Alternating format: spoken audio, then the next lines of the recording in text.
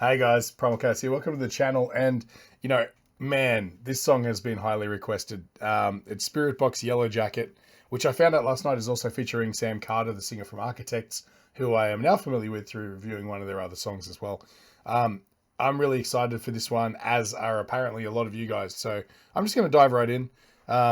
First time listening to Spiritbox Yellowjacket. Again, I'm very new to songs with extreme vocals, so this has been a real treat sort of getting into Spiritbox, and I'm glad you guys seem to be enjoying the videos as well.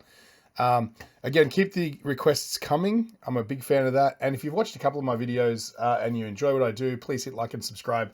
It's something I keep forgetting to remind you guys, and apparently that's what you do on YouTube. You remind people. So thanks again, guys. Here we go. Oof.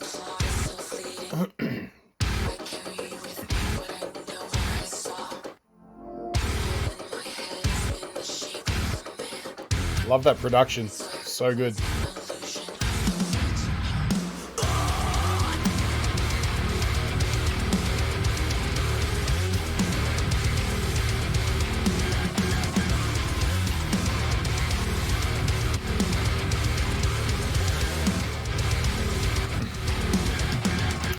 If there's one thing I can say about Michael, I believe, is who writes all of the guitar parts and stuff like that, and I guess most of the music.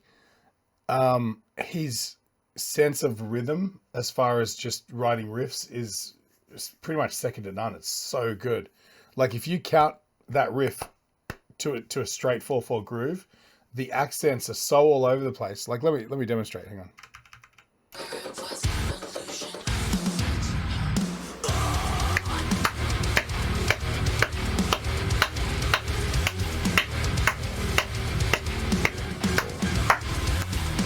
4, 1, 2, 3, 4, 1, 2, 3, 4. There's just so much sort of funk energy. It's sort of just everything's off the beat, and a lot of times you'll hear riffs, particularly in metal, that are pretty much straight, but they'll have some syncopated elements in between, or like parts of the riff. But this thing is just straight up, like just off kilter, and it's so nice. Such a great sort of textural device.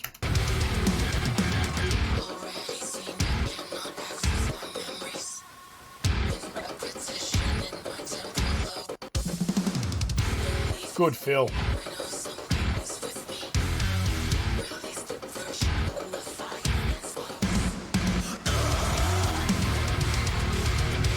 Roar! Love that.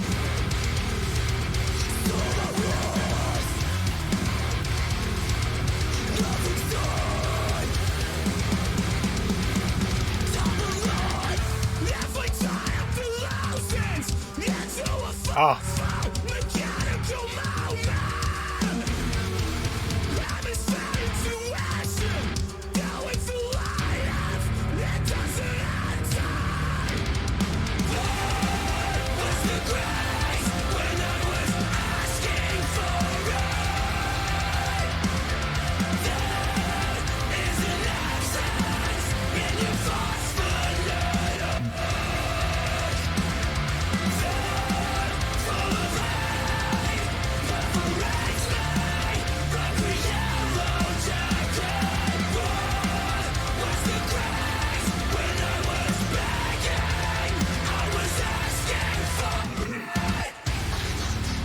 Okay, so before we go any further, this is why you do collaborations, particularly with people who are extremely talented.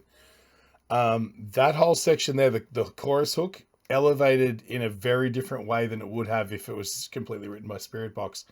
I think Sam brings an element of that anthemic melody writing that I don't know if I've really heard in other Spiritbox songs. Like their songs are always great and the hooks are great and everything like that, but different. And before I do that, actually, one of the things I wanted to just say is I love the distortion in his voice and those high sort of screams before the chorus kicks in. He just has a really nice, if it was an amp, you'd talk about the gain. You know what I mean? It's just a real subtle saturation. But it's just nice. It doesn't sound raw. It sounds like his vocal compression is just really on point. And it's so good. But anyway, getting back to the melody writing, I suspect that maybe, I don't know if Sam was in the studio with them while they were composing this, or if what often happens, you'll get the song done to as much as your band can do, and then you'll send the track to him and he'll lay down some vocals in his studio, just to hear, what they're thinking. This is how my band works. Our bass player lives in Switzerland now. So we just send him a track, he lays down the bass, sends it back, I drop that into my mix, and away we go. And a lot of times that's how these collaborations probably work. Having said that, the music matches what Sam's done here in a way that seems like it wouldn't be how Michael would typically write. Based on the minimal knowledge that I have from doing 3 or 4 Spiritbox songs, it seems less Spiritboxy through the chorus and more Architects. So I wonder if maybe they've gotten his vocals back and they've gone, let's adjust some of the backing a little bit, or he worked with them in unison to write these parts, because you can hear when it cuts over to his parts, it's a different song, and in a really, really, really good way. I just want to jump back a little bit.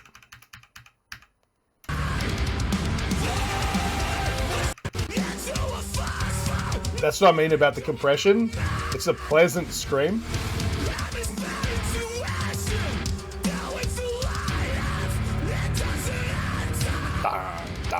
Nice.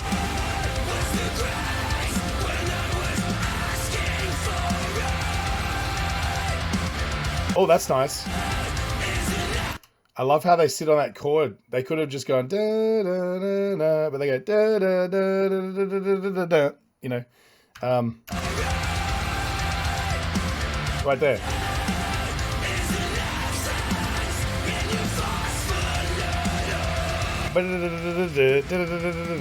Very cool.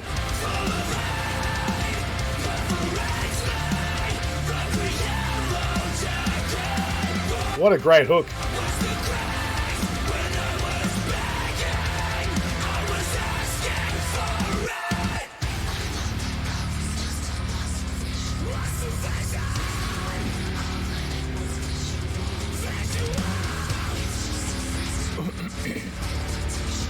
It's funny how much these little parts with Courtney remind. It was driving me crazy. I was trying to figure out what it reminds me of, and it reminds me of Parasite Eve. In Bring Me the Horizon, that part where it's like the female voice saying, "We cannot save you. Enjoy the ride." It's kind of got that sort of futuristic fire alarm female voiceover. You have 16 minutes to reach minimum safe distance. That sort of thing. And it's really cool. The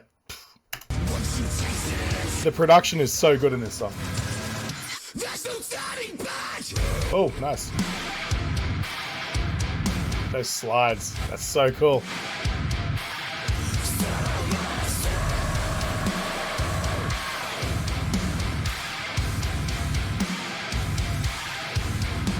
I'm assuming those are pick slides. But they sound great. It sounds like this. It's got this element of like high tension cables warping and snapping, like you're in a. This is a reach, but it's like you're in like a cable car that's about to fall out of the sky.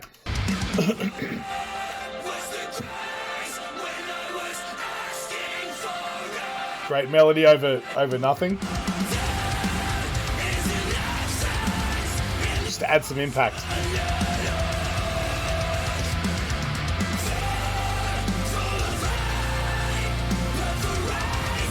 Great bass playing, man. Just enough.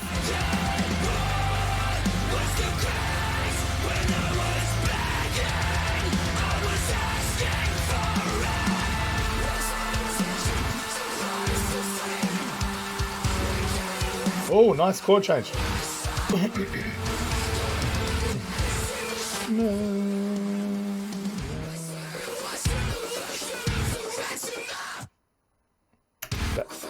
That was cool. That right towards the end there, they sort of switch into like a Middle Eastern sort of cadence of melody.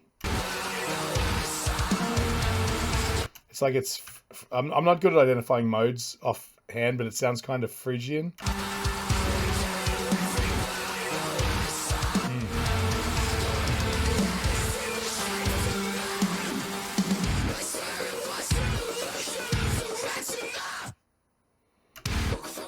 Wow. Okay. what a little firecracker of a song. That's the best way to describe it. It's got so much little raw energy parts. Yeah. You've all seen the viral videos, Enchroma Glasses. Someone gets handed a pair of glasses, puts them on, and it changes the way they see the world. I can vouch for that. That was me. I didn't have that extreme response up front, but I definitely, over time, have developed a relationship with color that I never had before with my Enchroma Glasses. And I wanted to share that experience with all of you guys. There might be artists out there who are colorblind, people who work in industries where color is important and they're struggling every day. So click on the link in the description. It'll take you to Enchroma where you can get your eyes tested, find out what sort of color blindness you have, and while you're there, pick up some corrective glasses. If you just use the code CHAOS in the checkout, you'll get 10% off. So tell them Primal Chaos sent you. Okay, so this song, I really liked just the general energy of it. The production is really tight. It's very synthetic, which isn't to say that that's a bad thing. I actually find there's room for that in modern music in a really, really cool way. I found it to, I felt like I could liken it more to some Bring Me the Horizon's like latest album, production wise. As I mentioned earlier in the thing, there were some things that it felt like were direct correlations. But man, the inclusion of Sam Carter on vocals, it just worked. It took something that was like a completely inorganic, processed sort of sounding track and turned it into something that had life and energy and vibrance and vitality, you know? And that's not to say that Spiritbox can't do that. I'm just saying in this particular instance, it's a really nice juxtaposition between those two elements, you know? And I don't know if that was planned or just a happy accident, but man, does it work really, really well. Obviously musicianship wise in this track, it's always good. It's always top shelf. As I mentioned, some of the riffs are amazing. The bass player is completely on point with what they're playing. Drums were really nice and tight. It was a great drum sound as well. In fact, the overall mix is really nice. And again, Courtney sounds great. She's doing exactly what she does best. And that, I mean, a lot of people, that's why they're here. That's why they're listening to Spiritbox in the first place. I didn't really get a chance to sort of process any of the lyrics. I'll have to do that on subsequent listens. I'm sure you guys will fill me in the comments about what it's about and things like that. You guys are so passionate about Spiritbox, so I've learned so much about them just through you guys, and I really appreciate that. Keep those comments coming as well. In a way, I'm kind of glad that there wasn't a music video for this one, because it let me just sit back with the music and just appreciate it for what it was. And there's a lot of elements going on, so that was kind of nice. But overall, yeah, this is great. This will be on my playlist, my personal playlist that I'll be pumping all the time.